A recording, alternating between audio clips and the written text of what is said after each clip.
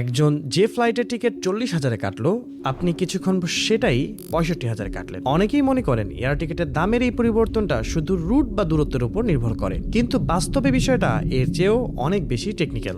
মূলত এয়ারলাইন্সগুলোর প্রতিটি ফ্লাইটে বিভিন্ন ফেয়ার ক্লাস বা বুকিং ক্লাস তৈরি করে, অর্থাৎ একই ফ্লাইটের সব সিট একই দামে বিক্রি না করে কিছু সিট কম দামে, কিছু সিট বেশি দামে বিক্রি করা হয়।